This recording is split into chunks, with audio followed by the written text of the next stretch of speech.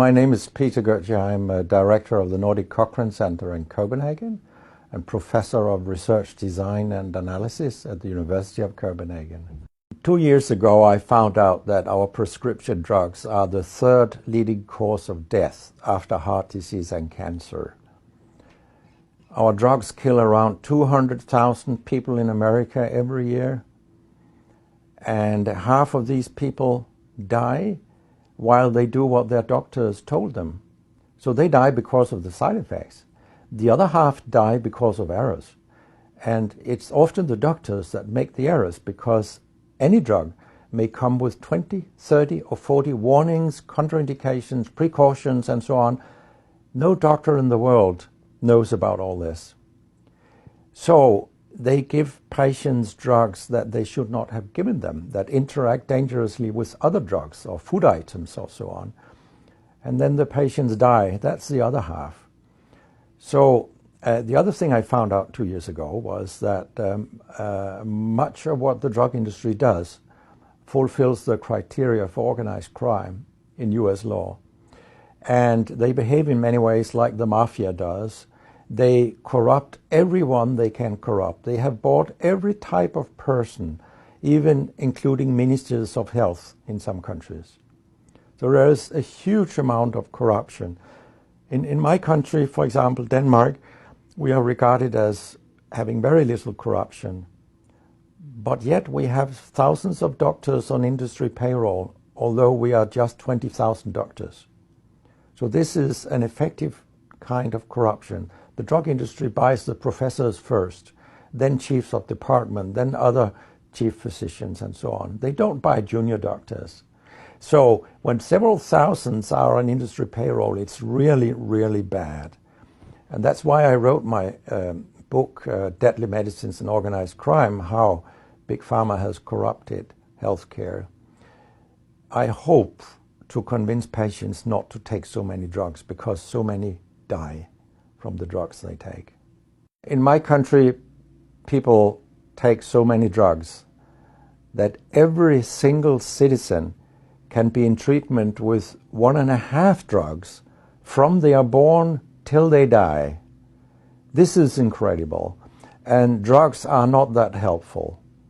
And they kill very many of us. We know that. That's why drugs are the third major killer after heart disease and cancer. So what we need in the coming years is to take far fewer drugs than what we do currently. If we did that and we were careful, then we could live longer and live better lives.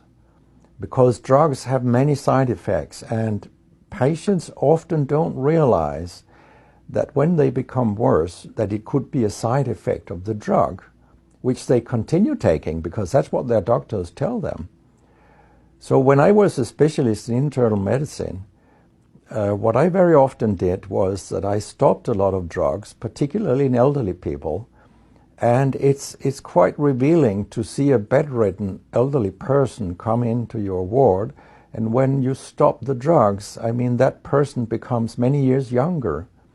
And many of these drugs affect the brain, and old people tolerate that very, very badly. They fall, and when they break a hip, 1/4 of them die. And for example, antidepressant drugs are used in more than 10% of our elderly. And they seem to kill 3% of them every year. I mean, if 100 old people take an antidepressant for 1 year, 3% of them will die because they fall and break their hip. This is a huge death rate. So a lot of other drugs than antidepressants also make people fall and kill them. And they may affect your cognition, your memory, and all these things. And then they interact in ways that we know almost nothing about. Very many elderly, they take more than 5 drugs a day. And we actually don't know how these drugs interact with each other. What we do know is that all drugs have many effects in the body, and some of them interact also in their metabolism. so that you can get a too high concentration of a drug if you take other drugs simultaneously. So we make a lot of harms that we don't even recognize. I have a pretty colorful collection of things people have called me during all these years. And sometimes journalists have asked me, why do you always look up controversy? And my reply is, I don't. Controversy looks me up. Because it's not popular to tell the truth in healthcare. You will get a lot of enemies, because a lot of people make money on false premises, doctors and industry alike. And our drug regulators and our politicians, they are on board on this wagon. So very few people are independent of money in healthcare.